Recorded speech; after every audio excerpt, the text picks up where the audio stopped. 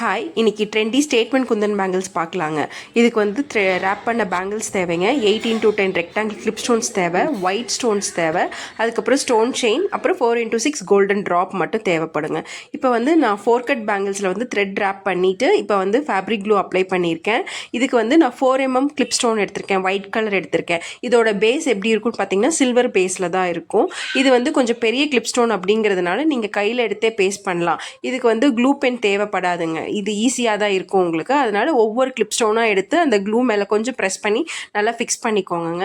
Clip stone எல்லாம் நான் இதில் வந்து எந்த கலர்ஸ் வேணாலும் நீங்கள் கிளிப் ஸ்டோன் ஒயிட் மட்டும் தான் இல்லை, இதில் என்ன கலர்ஸ் வேணாலும் நம்ம பண்ணிக்கலாம். நான் இன்னைக்கு பண்ணுறது வந்துட்டு கோல்டு வித் ஒயிட்டுங்கிறதுனால நான் ஒயிட் கிளிப் ஸ்டோன் எடுத்திருக்கேன். இந்த மாதிரி ஒரு 10 கிளிப் ஸ்டோன்ஸ் வந்து நீங்கள் க்ளூ அப்ளை பண்ணி ஒன்று ஒன்றா ஃபிக்ஸ் பண்ணதுக்கு அப்புறம் வந்துட்டு கரெக்டாக அலைன் பண்ணிக்கோங்க. ஸ்ட்ரைட்டாக இருக்கா, கிளிப் ஸ்டோன்ஸ் வந்து ஸ்ட்ரைட்டாக இருக்கா, பேங்கிளுக்கு ஸ்ட்ரைட்டாக இருக்கான்னு பார்த்து நீங்கள் அட்ஜஸ்ட் பண்ணிக்கோங்க. ஹோல் பேங்கிளும் வந்து கிளிப் ஸ்டோன் ஒட்டி அந்த அட்ஜஸ்ட்மெண்ட் பண்ணாத ஒரு 10 வந்து கிளிப் ஸ்டோன்ஸ் ஒட்டினீங்கன்னா போதும். அதுக்கப்புறம் நான் இப்போ எப்படி வந்து அட்ஜஸ்ட் பண்ணுறனோ அந்த மாதிரி அட்ஜஸ்ட் பண்ணி இந்த ஹோல் பேங்கிளையும் நீங்கள் வந்து கரெக்டாக இது பண்ணிக்கலாம். இப்படி நம்ம அட்ஜஸ்ட் பண்ணி கிளிப் ஸ்டோன்ஸ் ஒட்டினாதான் பேங்கிள் வந்து நீட் ஃபினிஷிங்கில் இருக்குங்க. சரிங்களா? இப்போ பார்த்தீங்கன்னா இந்த ஹோல் பேங்கிள் வந்து ஃபினிஷ் ஆகிடுச்சு. அதோட லுக் வந்து இப்படி தான் இருக்குது. அடுத்தது நம்ம கடா பேங்கிள் 2 கட் பேங்கிள் எடுத்திருக்கோம். அதை த்ரெட்டிங் பண்ணி முடிச்சதுக்கப்புறம் நான் இப்போ கிளிப் ஸ்டோன் ஒட்டியிருக்கேன். அதுவும் நான் ஒயிட் தான் எடுத்திருக்கேன். அது வந்து பார்த்தீங்கன்னா 8x10 ரெக்டாங்கிள் கிளிப் ஸ்டோன் எடுத்திருக்கேங்க.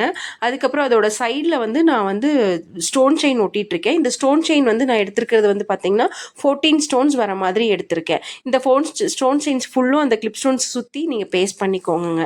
இப்போ அடுத்தது வந்து பார்த்தீங்கன்னா நான் ஃபேப்ரிக் க்ளூ போடாமல் B7000 போடுறேன். ஏன் நான் B7000 போடுறேன் அப்படின்னா இப்போ வந்து நம்ம கோல்டன் ட்ராப் ஒட்ட போகிறோம் இல்லைங்களா, பேஸ்ட் பண்ண போகிறோம் இல்லைங்களா, அந்த கோல்டன் ட்ராப் வந்து ஒவ்வொரு சமயம் வந்து நீங்கள் ஃபேப்ரிக் க்ளூ போட்டிங்கன்னா ட்ரை ஆனதுக்கப்புறம் பிளாக் ஆகிடும். அது பார்க்கறதுக்கு வந்து நல்லா இருக்காது, ஃபினிஷிங் சரி இருக்காது. அதனால இந்த ட்ராப்புக்கு மட்டும் நான் வந்து B7000 போட்டிருக்கேன். B7000 போட்டோடனே ஒரு குட்டி கிளிப் ஸ்டோன் ஒட்டியிருக்கேன். அது வந்து பார்த்தீங்கன்னா 2mm கிளிப் ஸ்டோன் ஒட்டிட்டு நான் ஒட்டின மாதிரி நான் பேஸ்ட் பண்ண மாதிரியே நீங்கள் கோல்டன் ட்ராப் பேஸ்ட் பண்ணிக்கோங்க. அடுத்தது நான் வந்து பார்த்தீங்கன்னா ஃபேப்ரிக் க்ளூ தான் போட்டிருக்கேன். ஃபேப்ரிக் க்ளூ போட்டு இப்போ மறுபடியும் கிளிப் ஸ்டோன் தான் எடுத்திருக்கேன்.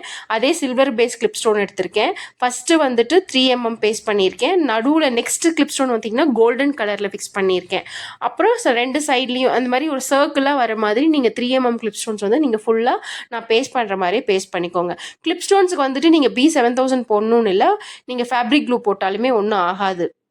இந்த B7000 பார்த்தீங்கன்னா ஒயிட் ட்ராப்புக்கும் ஒயிட் கலர் ஸ்டோனுக்கும் கோல்டன் கலர் ஸ்டோனுக்கும் போட்டிங்கன்னா போதும். இதே கலர் ஸ்டோன்ஸ் வந்து பார்த்தீங்கன்னா நீங்கள் ஃபேப்ரிக் க்ளூ போட்டாலே போதும். இப்போ நான் அடுத்ததுமே வந்து B7000 தான் அப்ளை பண்ணியிருக்கேன். இது வந்து பார்த்தீங்கன்னா V ஷேப், அதாவது இப்போ நான் எப்படி வந்து பேஸ்ட் பண்ணுறனோ அதே மாதிரி ஃபஸ்ட்டு நான் எந்த ட்ராப் வந்து எந்த ஷேப்பில் பேஸ்ட் பண்ணுறனோ அந்த மாதிரி நீங்கள் பேஸ்ட் பண்ணிக்கோங்க.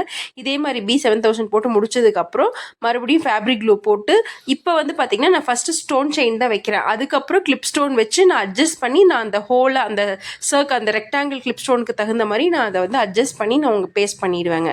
நான் இப்படி பேஸ்ட் பண்ணுற மாதிரி பேஸ்ட் பண்ணிட்டிங்கன்னா போதும்னு வச்சுக்கோங்களேன். அது கரெக்டாக அதாவது எல்லா சைடும் வந்து க்ளூ இருக்க மாதிரி பார்த்துக்கோங்க. கிளிப் ஸ்டோன் சைட்ஸில் இருக்க எல்லாத்துலேயும் க்ளூ இருந்தால் தான் அந்த ஸ்டோன் செயின் வந்து நல்லா ஃபிக்ஸ் ஆகும். அதுவும் இல்லாமல் அது வெளியிலையும் வராது.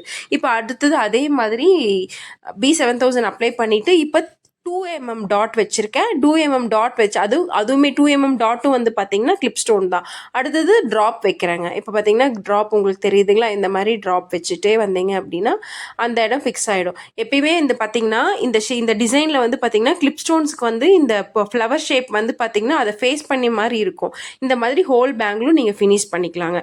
இதுதான் இந்த ஒரு கடா பேங்கிளோட அவுட்லுக்குங்க. இப்போ வந்து பார்த்தீங்கன்னா இதுதான் பேங்கிள் செட்டுங்க. ஓகேங்களா? இந்த வீடியோ பிடிச்சிருந்தா லைக் பண்ணுங்கள், சப்ஸ்கிரைப் பண்ணுங்கள்.